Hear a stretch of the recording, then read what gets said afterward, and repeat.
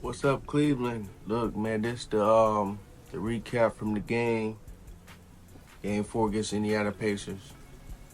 So, Cleveland Cavalier fans, and let me explain to you what happened. What happened is we got out coached. We got out coached. It's not the players' fault. See, the scheme has to be right. You can't go in a zone defense, and I've been telling them this. The coaching staff this. You can't stay in the zone defense too long. Now, this the problem from the jump. The jump is we came out in the zone defense, which they had time to prepare for it from the previous game. And they said they was prepared for it. What we do, coaches make a bad decision and come out in the zone, in the 3-2. And they played it the whole game. And you seen guys like Garland, Screws, or Jerome trying to check the bigs in the paint, and they easily scoring. How easy was it for Indianapolis to score? Now, that's bad coaching. They can't beat us man up. You go man, you shift zone and come out the zone when they break it. I like to keep a two-shot rule. When they score two shots on you easy in the zone, you get back out of it, go back to man.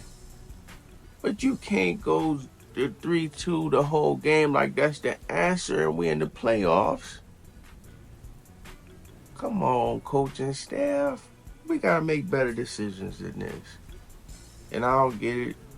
It's you. I don't get it. We talking about professional coaching here, and they can't even see that. Why would you do that, especially in the playoffs? So, in my opinion, that's not on the players. This is what the players need to do, cause you're gonna see it in film. Go against the coach. Go, man, and shift it. Run your own defense. Do not listen to the coach if he say come out there in the 3-2. We already seen what happened. We gave him plenty of opportunity. Go against the coaches, man, because y'all up against elimination. If the coaching staff can't see it, listen, man. I play sports, man. At times we went against the coach. We went against the coach because we could see stuff he can't see. We all knew you don't go on the 3-2 and that's the whole game, and we get blew out.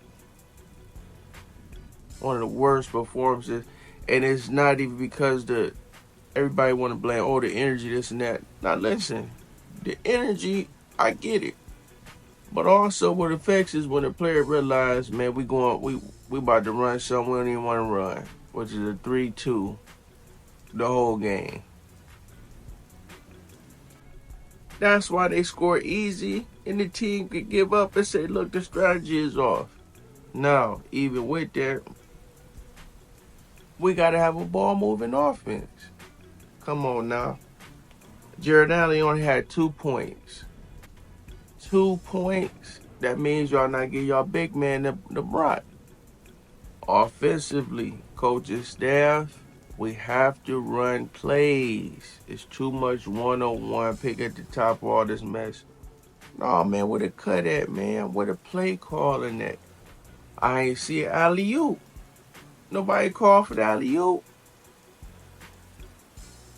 We ain't got to play with Mobley cutting to the basket. As tall as he is, you throw him the rock and let him get to work.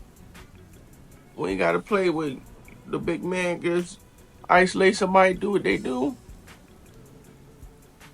Ball moving offense. The ball was not moving. Coaching staff. So in my opinion, this is not on the players. A lot of people like to look at the players because that's all they see on the court. It's the scheme. It don't matter who we had. We could have had Michael Jordan Bulls or Kobe Bryant out there. With the wrong scheme, it will not work. And so they're going to see it in film. And I hate we got to blow a game just to watch film to say, okay, now we realize the 3-2 zone the whole game is a bad game plan. Why should you have to go lose a game in the playoffs to realize that?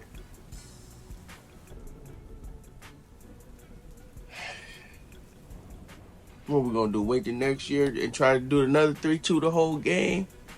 Another 3-2 zone? Before the game even started, Barkley was like, man, that's the easiest defense to score on. And we seen it. So why the coaching staff can't see it? That's a zone is not something you pull out the whole game. You shouldn't even start with that. Okay, you start man, and then you pick and choose when you want to pull the zone, and when you see it's not working, shift back to man. Go against the coaches, players. I don't blame the players at all for nothing. That's the coaching staff. I don't blame the GM, and I don't blame the owner. I look at Kenny Atkinson as being the head of the coaching staff, and then we got to question who the defensive coach is, man, because come on now, how you not seeing your whole thing supposed to be defense? Who was the defensive coach that said, let's do this? I don't know if it's Kenny Atkinson. I don't know, but see, I can't just remove him from it because guess what? You the head coach. You supposed to know a 3-2 zone from the beginning when they had time to prepare for it ain't gonna work the whole game. And you see them scoring on it and you still stay in the 3-2? You see them they got the game plan where and we still stay in it. Players go against the coach. Especially on defense. Have a ball moving offense. Play to your strengths. Also, you see they doing a full court press. See, that's coaching once again. You supposed to have something ready for that. Get the ball in, throw it down the court. You supposed to have something ready for that, man. You got them doing a full court press on y'all, and we struck. That's coaching staff, man. That's embarrassing. So, I hate that you had to go through this, Kenny Atkinson, to wake up. I hate you had to go through this to wake up. Cleveland Cavaliers fans all over the world, we see it. Man, so many people want our players to win. They want Donovan Mitchell to win. They want Garland, Mobley, Allen. You talking about defensive player of the year. We throwing all that away. Ranked #1 out the East, NBA, all that. We throwing all that away because the coach making bad decisions in the heat of the fire.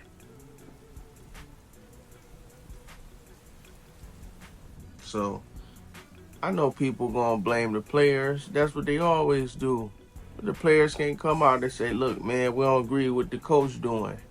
We don't agree with the strategy. I can see it because I know how it go. I played the game. The players can't come out and go because it's not professional. It makes the organization look bad. They can't come out and say it. But you can see it. I'm thinking Kenny Atkinson gonna be making better decisions. Man, I hate to blow one like this. Now we back at the house. And don't get it twisted. If we run the same strategy again, we expect to lose. And if anybody run that strategy they came with, they expected to lose. Okay? Now, our backs against the wall. Can we fight? Yeah, we can fight long as the strategy, right? You can't show up to a fight with a bad strategy. You can't do it. So players go against the coach and become with the same strategy. And then we need to call out the coaching staff, especially the defensive coach, for bad decisions because we can't have nobody making bad decisions, especially moving forward. That was too embarrassing. That was like amateur coaching right there, especially with the defensive coach. I don't understand it, man. I don't understand it, but I can see things. I can see things I'm not even paid to coach. If you want to fix it, do not run that game plan y'all had last game. And I ain't even saying go man the whole game. But you have to lead with man, and you have to pull out the zone here and there till they break it, and then go back to man. But they can't beat us, man. They can't. And it showed. You get turnovers, especially when you identify the main 2 or 3 that's on the court that's doing the scoring. You can't get no turnovers like that. In the 3-2 zone, you get a few missed shots, but when they own, they own. How you get turnovers is when you go to man and they guy get hot driving and you force the ball out his hand. That's what they do to Mitchell. But you have to play team ball. Everybody got to touch the ball. And so this is what you're seeing, Cleveland Cavalier fans, is that I ain't even gotta say no more. We got another game back against the wall. Can we win every game from here? Man, listen, when you're back against the wall, ain't nothing else to do but fight. And you can't get embarrassed and let them beat you at the house. We got to win. We got to win the next game. Then the game after that, then the game after that. But it cannot be that strategy in the city of Cleveland and all these different media. When you're talking bad about the players, I don't even care what their stats is. Because the coaching was bad. The strategy was bad. On the offense, with no ball movement, no play calling.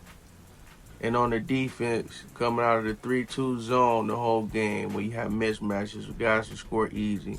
If you think I'm lying, go back and watch the film and look how easy Indianapolis scored, and that'll tell you the truth. Thank y'all for tuning in. This is my take on it. It's not everybody else's take. I'm my own man. You know what I'm saying? I understand that media try to create stories so they don't come with all kind of, they believe they got to come with negativity to sell a story. They're going to try to blame the players and, oh, this and that, and now we ain't got Mitchell. Let me say something, man. With the right strategy, Mitchell could take a break. Anybody can take a break with the right strategy. With the wrong strategy, anybody can lose. The whole team could be full of Jordan and Shaq and Kobe. And with the wrong strategy, this is what happens, ladies and gentlemen. Thank you for tuning in. Cleveland Raw Sports. I'm going to keep this one basic. I ain't got the characters, the jokes. I ain't going to even come with the music on this. I'm just put this out, man. All right. Let's hope Cleveland fans that they come with the right strategy on the offense and on defense. Wake up, coaching staff. Wake up. All right. Peace.